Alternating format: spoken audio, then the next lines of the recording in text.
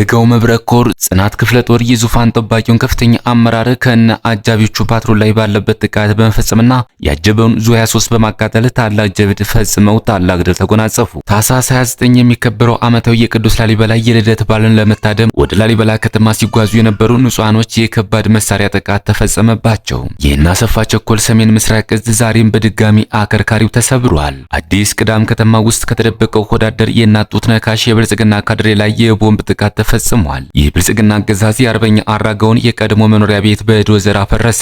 የአገዛዙ ቅጥረኛ ሚኒሻ ሰብል ሊሰበስብ የመጣው አረመኔያዊ ዘራፊ ሰራዊት ሙትና ቁስለኛ ሆኗል። በተመድ ጸጥታው ምክር ቤት ቋሚ መቀመጫ ያላቸው ብሪታንያ፣ ፈረንሳይና ሩሲያን ቻይና ጨምሮ 14 የምክር ቤቱ አባላት እስራኤል ለሶማሊላንድ እውቅና መስጠቷን ትናንት በጉዳዩ ላይ ባካሄዱት አስቸኳይ ስብሰባ ላይ አወገዙ።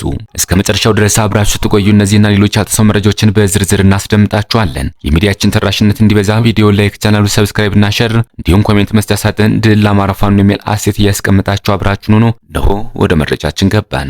የደጋው መብረቅ ኮር ጽናት ክፍለ ጦር የዙፋን ጠባቂውን ከፍተኛ አመራር ከናጃቢዎቹ ፓትሮል ላይ ባለበት ጥቃት በመፈጸምና ያጀበውን ዙ23 በማቃጠል ታላቅ ጀብድ ፈጽመው ታላቅ ድል ተጎናጸፉ። አፍባሃ ምስራቅ አማራ ቀጠና ሚኒሊክ ዕዝ የደጋው መብረቅ ኮር ጽናት ክፍለ ጦር ታላቅ ድልን ተጎናጽፏል። የወደ ውጊያ ሜዳውን ከግሸን መገንጠያ እስከ ተሪ ተራራዎች በዘረጋው በረሃ ላይ ከፍተኛ አመራሩ ዙ23ና የፓትሮላ ሾፌር እንዲሁም በርካታ መከላከያ ተደመሰሱ። ፓትሮል ላይ የነበረ ከፍተኛ አመራር ሲቆስል የፓትሮላ ሾፌር ተደምስሷል። 7 የመከላከያ ሰራዊቶች እንዲሁ ሲሸኙ 9 ከባድ ቁስለኛ ሆነው ሌሎቹ 3 መከላከያ ቁስለኛ ተደርገዋል። አንዱ ዙ23 ሙሉ በሙሉ በዲሽቃ ተመቶ ተቃጥለዋል። አመሻሽ ላይ በተደረገ አውደ ውጊያ የአካልና ቁስ እንዲሁም የሞራል ኪሳራን ያስተናገደው በህይወት የተረፈው የብርሃኑ ጁላ ቅጥረኛ ሰራዊት በረሃ ለበረሃ ፈርጥጦ በየጤሻው ተሸርክቶ ነፍሱን አትርፎ ወደ ተንታ ወረዳ ሌቱ ሲነጋ የፈረጠጠ ሲሆን ሌሎቹ ይዘገያል እንጂ አህያ የጅብና የሚለው ብሂል የገባው እጁን ለፋኖ እየሰጠም ይገኛል። የምርኮ በረከት የሆኑት የጦር መኮንኖች ኮሎኔሉና ሻለቃ መሪው ባጋጠማቸው ሞትና ውድመት የተነሳ በከዘራ ሲዛለጡ ማድረዋል። መዳረሻው ድልና ነጻነት የሆነው የአማራ ህዝብ የህልውና ተጋድሎ ተጠናክሮ ይቀጥላል ብለዋል። ታኅሳስ 29 የሚከበረው ዓመታዊ የቅዱስ ላሊበላ የልደት በዓልን ለመታደም ወደ ላሊበላ ከተማ ሲጓዙ የነበሩ ንጹሃኖች የከባድ መሳሪያ ጥቃት ተፈጸመባቸው። ከፋኖ ጋር እጅ በእጅ ውጊያ ገጥሞ ማሸነፍ ያልቻለው ያገዛዙ ኃይል ሁሉም አማራ ፋኖ ነው በሚል የተዘፈቀደ የከባድ መሳሪያ ድብደባ በመፈጸም ንጹሃንን በገፍ ጨፍጭፏል። ይህ ጸረ አማራ ኃይል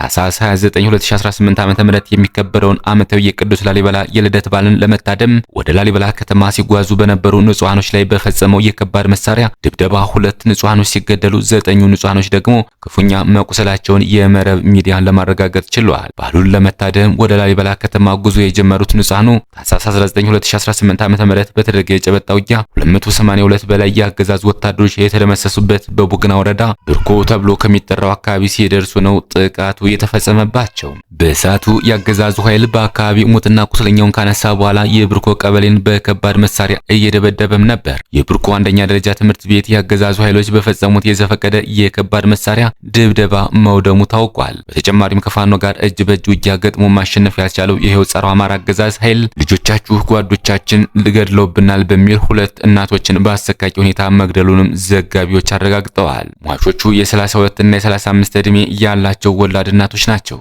ይህን አሰፋ ቸኮል ሰሜን ምስራቅ እዝ ዛሬም በድጋሚ አከርካሪው ተሰብሯል። በዙ ስር በዘመቻ አባናደው ከባድ ጉዳት ደርሶበት ዳግም የተደራጀው 61ኛ ክፍለ ጦር ትናንት በስቲያ በተደረገ ውጊያ የሰው ኃይሏን ጨምሮ 197 ወታደሮች ሲገደሉ ከ85 በላይ የሚሆኑት ቁስለኛ ተደርገውበታል። ከአማራ ፋኖ ብሔራዊ ኃይል ምስራቅ አማራ ቀጠና ሚኒሊክ ዕዝ ላስታ ጀነራል አሳምነው ጽጌ ኩር በአርበኛ 50 አለቃ ጌታዬ ተፈሪ የሚመራው ጀነራል ተፈራ ማሞ ክፍለ ጦርና ዋክሹም ብርጌድ እንዲሁም ከአፍባሃ ሰሜን አማራ ቀጠና በላይ ዕዝ ሜጀር ጀነራል ጉባንታ ባተ ኮር የተውጣጡ የፋኖ ኃይሎች በጥምረት ባደረጉት አውደ ውጊያ የጠላት አከርካሪን በመስበር ታላቅ ድል መቀዳጀታቸውን ሚኒሊክ ዕዝ አስታውቋል። ከንጋቱ 10 ሰዓት ጀምሮ በሰሜን ምስራቅ ዕዝ 803ኛ ኮር ስር በሻምበል ጫላ የሚመራው 61ኛ ክፍለ ጦር ከዙ ሜካናይዝድ ጋር በመሆን መነሻውን ከአይና ቦግና ከተማ አድርጎ ወደ ብርኮ በአራት አቅጣጫ ማለትም በብርኮ ገብርኤል አቅጣጫ፣ በጤና ጣቢያው አቅጣጫ፣ በጭቃው አቅጣጫና በብርኮ ኪዳነ ምሕረት አቅጣጫ ለማጥቀት አስቦ ተኩስ የጀመረ ቢሆንም ነገር ግን ከወደ ፋኖ የተሰነዘረበትን የጸረ ማጥቃት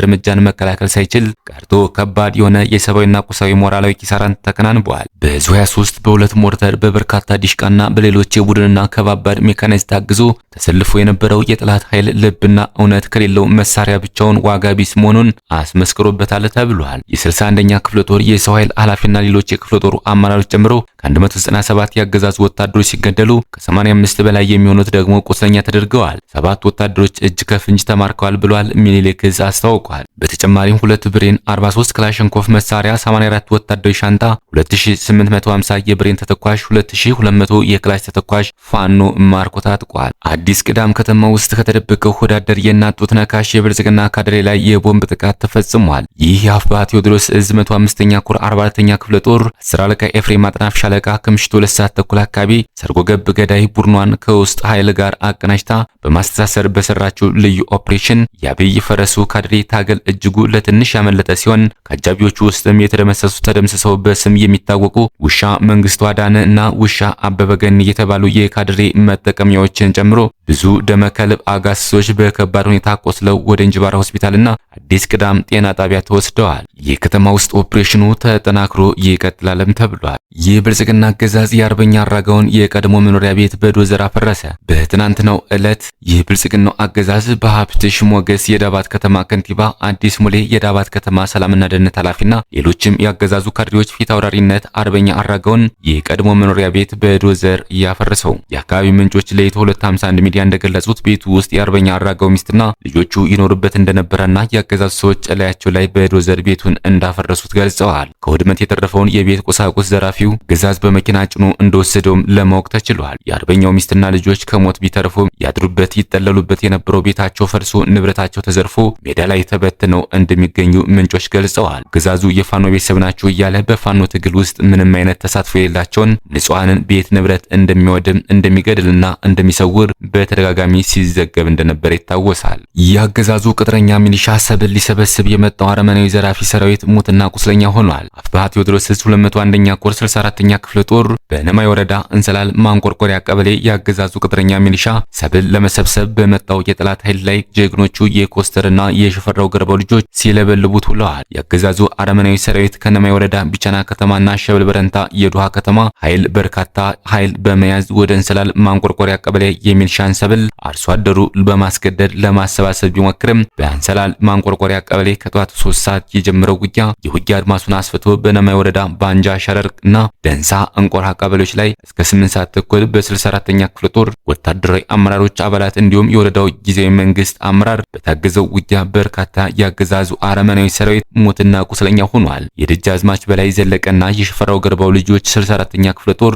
ታህሳስ 2018 ዓ.ም ካገዛዙ አረመናዊ ሰራዊት ጋር ባደረገው አመርቂ ውጊያ ከደመሰሱትና ካቆሰሉት መካከል በፓትሮል ላይ በሸራ ተጠቅልሎ የነበረ ቁጥሩን ማወቅ ያልቻልነው በርካታ ያገዛዙ አረመናዊ ሰራዊት ተደምስሶ በስውር ተቀብሯል። ሚሊሻ አስረሳኝ ጎሌ ጎተራ ቀበሌ ጨምሮ ከ5 በላይ የሚሊሻ አባላት ተወግደዋል። በቢቸና የመጀመሪያ ደረጃ ሆስፒታልና ጤና ጣቢያ 9 የሚሊሻ አባላት ቀላልና ከባድ ቁስለኛ የገባ ቢሆንም ከነዚህም ውስጥ አንደኛ ሌላ ተጨማሪ አንድ ሚሊሻ በሕክምና ላይ እንዳለ አሸልቧል። ሚሊሻ ታደለ አበበ ቁስለኛ፣ ሚሊሻ አለንጌታ ቁስለኛ፣ ሚሊሻ ስመኝ ደባስ ቁስለኛ።